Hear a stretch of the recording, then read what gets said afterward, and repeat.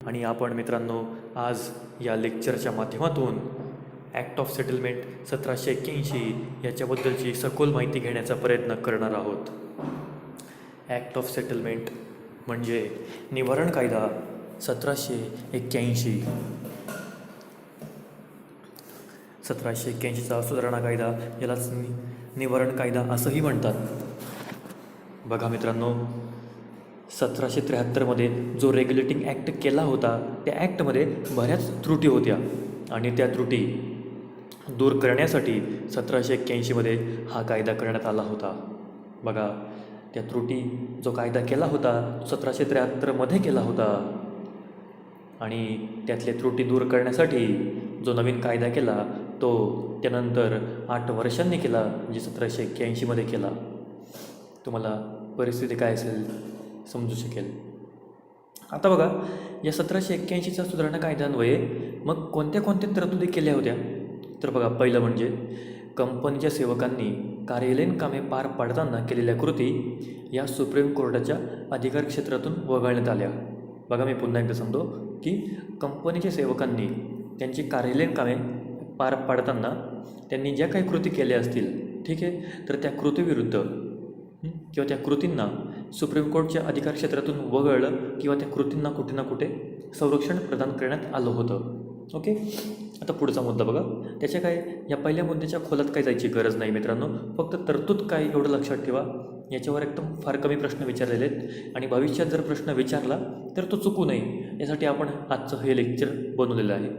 आता पुढची तरतूद बघा की सुप्रीम कोर्टच्या अधिकार क्षेत्राचं स्पष्ट निर्धारण करण्याचा प्रयत्न या कायद्याद्वारे करण्यात आला. या कायद्याद्वारे कंपनीचे सेवक आणि संपूर्ण इतर देशीय जनता ही सुप्रीम कोर्टाच्या अधिकार क्षेत्रात आणण्यात आली. आता 1773चा जो कायदा होता मित्रांनो, त्यामध्ये त्या कायद्यानुसार 1774मध्ये सुप्रीम कोर्टची स्थापना झाली आणि मुख्यालय होतं कलकत्ता या ठिकाणी.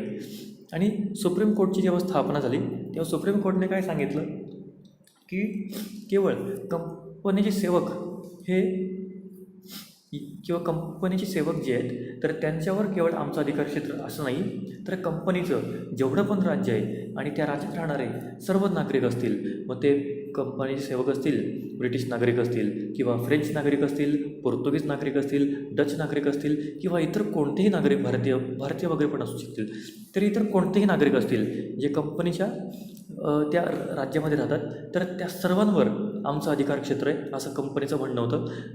असं सुप्रीम कोर्टाचं म्हणणं होतं. कारण सुप्रीम कोर्टने यासाठी जे कारण दिलं होतं मित्रांनो ते असं होतं की सुप्रीम कोर्टाची स्थापना ही रॉयल चार्टर ॲक्टने झालेली आहे. ठीक आहे, ही कोणतीही साध्या कायद्याने झालेली नाही, तर ती रॉयल चार्टर ॲक्टने झालेली आहे. त्यामुळे त्यांचं ते अधिकार क्षेत्र होतं. आणि मग तिथूनच पुढे कुठे ना कुठे गव्हर्नर जनरल आणि सुप्रीम कोर्ट किंवा गव्हर्नर जनरलची काउन्सिल आणि सुप्रीम कोर्ट यांच्यामध्ये थोडीफार संघर्ष झाला होता. आणि मग हा संघर्ष आणि या संघर्षाला पूर्णविराम 1781च्या या कायद्याने दिला आणि या कायद्याने मान्य केलं की सुप्रीम कोर्टचं अधिकार क्षेत्र हे केवळ कंपनीच्या सेवकांवरच नसून कंपनीचं जे काही राज्य आहे तर त्या राज्यात राहणारे सर्व इतर देशीय त्यांच्यावर सुप्रीम कोर्टाचं अधिकार क्षेत्र आहे. ओके, आता पुढचा मुद्दा बघा. या कायद्याने गव्हर्नर जनरल इन काउन्सिलचे कंपनीच्या कोर्टांनी दिलेल्या निर्णयाविरुद्धचे अपिलाचे अधिकार क्षेत्र मान्य केलं. आता बघा, सुप्रीम कोर्टने अजून एक अधिकार सांगितला होता, काय की कंपनीचे जे काही कोर्ट आहेत, जसं की सर्किट कोर्ट्स असतील, दिवाणी न्यायालय असतील, फौजदारी न्यायालय असतील, ठीक आहे, यांनी जे काही निर्णय दिले असतील आणि त्या निर्णयाविरुद्ध जर अपील करायचं असेल तर ते गव्हर्नर जनरल आणि त्याच्या काउन्सिलकडे करता येत होतं किंवा त्याच्या काउन्सिलकडे करावं लागायचं. ठीक आहे, परंतु मग सुप्रीम कोर्टने काय सांगितलं की नाही, ही जी अपील आहे ही गव्हर्नर जनरल किंवा त्याच्या काउन्सिलकडे नाही करायची, तर ही अपील आमच्याकडेच करायची आणि हे अधिकार क्षेत्र आमचं आहे. आणि मग तिथून पुढे गव्हर्नर जनरल व त्याची काउन्सिल आणि सुप्रीम कोर्ट यांच्यामध्ये कुठे ना कुठे संघर्ष झाला होता मित्रांनो. तर या संघर्षालासुद्धा पूर्णविराम या 1781च्या कायद्याने दिला आणि 1781च्या कायद्याने हे मान्य केलं किंवा सांगितलं की गव्हर्नर जनरल इन त्याचं काउन्सिल याच्याकडे कंपनीच्या कोर्टांनी जो दिलेला निर्णय असेल तर त्याविरुद्ध अपीलाचं अधिकार क्षेत्र असेल. आता पुढचा मुद्दा बघा. या कायद्याने गव्हर्नर जनरल इन काउन्सिलला प्रांतिक कोर्ट व काउन्सिलसाठी बघा, प्रांतिक कोर्ट व प्रांतिक काउन्सिलसाठी नियमने तयार करण्यासाठी प्राधिकृत केलं होतं. बरोबर.